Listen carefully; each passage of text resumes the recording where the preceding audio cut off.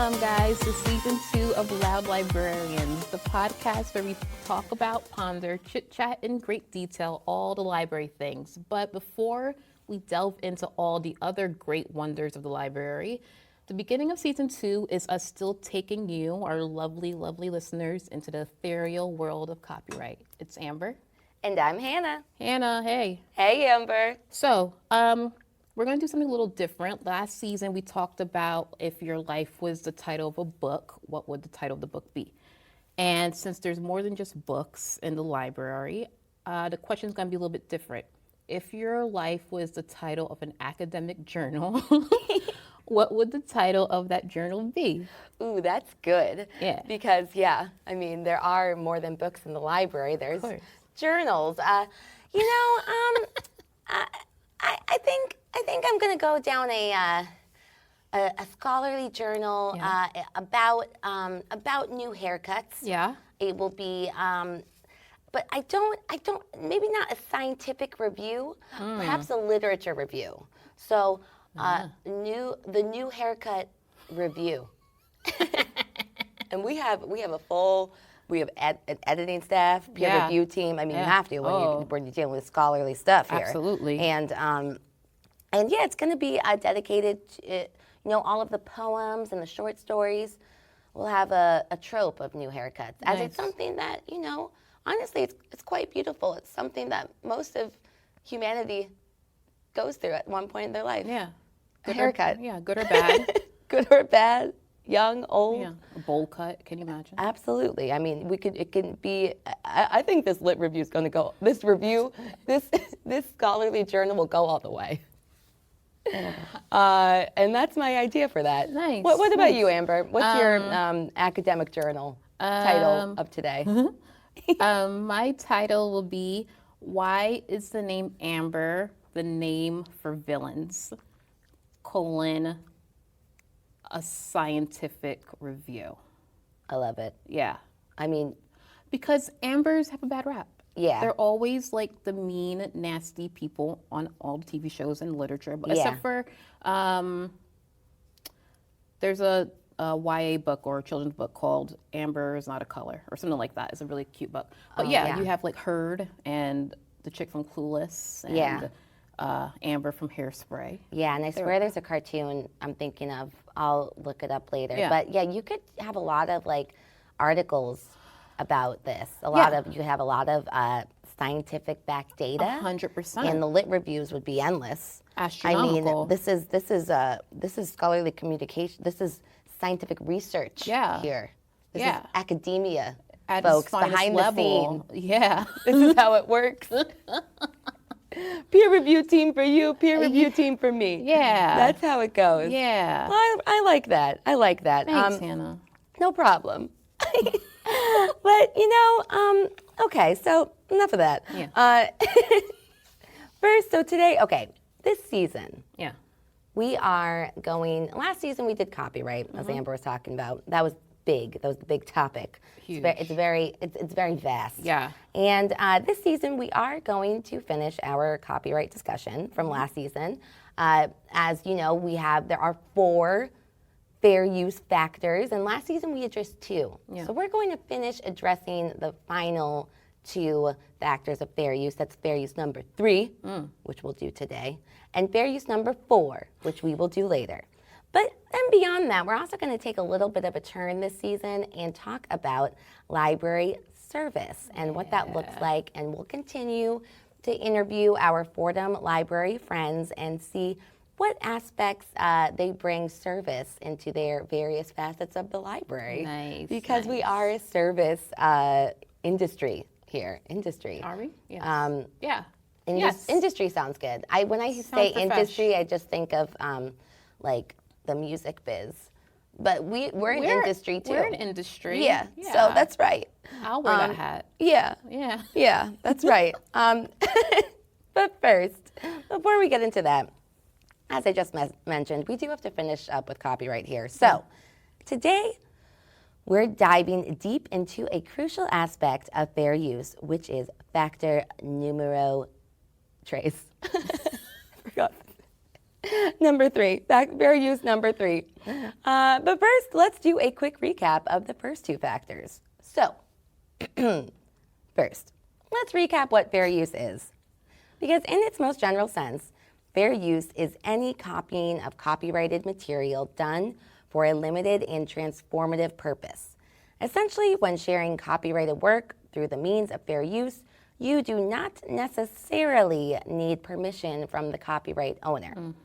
So that's fair use in general. Yeah. Now, fair use number 1, fair use factor number 1, last season, and you can re-listen to that episode if you want, but I'll just give you a recap here, because this factor looks at why this work is being used. It's the first factor is what is its purpose. So this addresses when copyrighted material is used for teaching, research, commentary, news reporting, scholarships, or criticism. Fair use is more likely to be found. So that's the why. Then the second factor is the nature of the copyrighted work. And the second factor of fair use examines the nature of the copyrighted material itself. So when compared to highly creative or unpublished works, using factual or publicly available works may be more likely to be deemed fair use. The protection of art, music, poetry, feature films, and other creative works by courts is often greater than that of nonfiction works. So that's 1 and 2 there. 1 and 2. One and done. We're not done. We got 1 and 2. The 1 and 2. So, right. So fair use is a legal doctrine that allows for the use of copyrighted material under certain circumstances without the need for permission from or payment to the copyright holder. There's 4 factors that determine whether a particular use qualifies as fair, and today we're focusing on that third factor, which considers the amount and substantiality. Right, so factor 3 considers this amount and substantiality of the portion used in relation to the copyrighted work as a whole. It raises important questions. How much of the original work was used, and was it crucial or was it a crucial or distinctive part? Let's break it down. Break it down. So imagine you're a content creator, which of course we are, Avi. #duh. #duh. And we're making a commentary video on a film. Factor 3 comes into play when deciding how much of the film to incorporate into our video. If we use a tiny, trivial, or insignificant amount, it's more likely to be deemed fair use. But if you incorporate a major, super crucial part of the movie's plot, you may be crossing the line, very slippery slope. Yes, and to better understand Factor 3, let's explore 2 very real-world examples where this factor played a pivotal role in legal decisions. And side note, everyone, we're still only librarians, not lawyers. We did not go to law school, but we just have to throw that in there. Yeah. So Exhibit A is a case called Bill Graham Archives versus Dorling Kinserly Publishing in 2006. So the plaintiff, Bill Graham Archives, owned the copyrights for the artistic imagery initially used on concert posters and tickets to promote concerts for the rock band The Grateful Dead, which I hope there's at least one person listening to this that knows who The Grateful Dead is. Young hippies. Oh, man. Or old hippies. Or old hippies. Come on. Or John Mayer fans. Ugh. He plays with them now, right? I don't acknowledge that. Okay. Maybe it's fish. I don't know. It's all the same. Oh, yeah. The defendant, Dorling Kinserly Publishing, sought approval from the plaintiff to publish a book on the Grateful Dead featuring thumbnail images of concert posters designed by the plaintiff. After not receiving permission from Graham Archives, the publishing company went forward with the reproduced images and were sued by Graham Archives for infringement. Yikes. The court ultimately ruled in Kinserly's favor, finding that the use of the thumbnail images was transformative and did not impact the market for the original posters.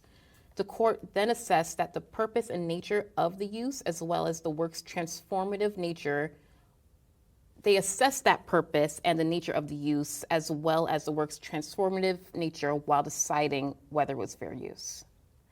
I see. Okay, so one for fair use. But no, these things are all subjective here. But to look at another court case, we'll take you a little further back in time to 1985, where Harper and Row Publishers Incorporated versus Nation Enterprises. In this instance, the Nation magazine published parts from President Gerald Ford's memoirs without permission.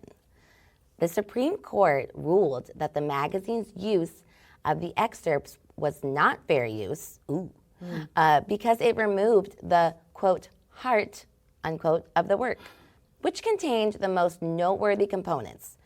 So despite the limited quantity utilized, the court determined that the snippets selected were the most relevant elements of the work and had an impact on the memoir's potential market. So in this instance, it didn't, even though it was a small portion used, it was just like, you know, the meat and potatoes of everything. It'd be like, if you, spoiler warning for those who still haven't read the 6th Harry Potter book, but it would be like if you just put Dumbledore died. Oh no, Hannah, what did you just do? I'm sorry, you guys all had plenty of time. And even though that was just a small portion of the book, I mean, that's a big part of the book there. Oh. I've never read these books.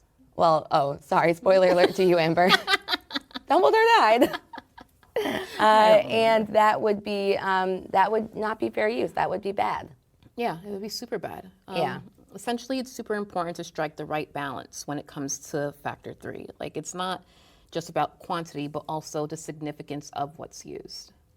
Exactly. Yeah. It is crucial to be selective and thoughtful in your use. You have to consider whether the portion you're using is necessary for your purpose, throwback to fair use 1 purpose, and if there are alternative ways to achieve your goal without using the core of the original work. Sage, wise advice, Hannah. Thank you very much, Amber. Yes. As we conclude this pod episode, you got any last minute views on factor 3 and their fair usage in general? Oh, I got views. I got views, because I got to say this, fair use 3, it's a complicated doctrine, all right? With every scenario being super unique. Yeah. Therefore, creators, us, and consumers, you, no, just kidding. We all create and consume. We should all be aware and seek legal counsel if we're in doubt. It's a delicate balancing act here. Yeah. Try not to get subpoenaed if you don't have to. Like, be delicate, be safe, be in your delicate fair use era. And I'm in my delicate era too. Hashtag delicate era. Delicate I era. love that. Be in your delicate fair use era. Yeah. Be in your delicate era. I mean, speaking of hashtag delicate era, which we will start because it probably doesn't exist. We'll start that on our Instagram. Absolutely. Yeah, because you guys, this is it for this episode, but I'm sure if you aren't already, follow us on Instagram at Loud Librarians Pod, and we will see you next time to talk about other library things. Yeah, all the library things. All the library things. All right. Bye, guys. Bye, guys.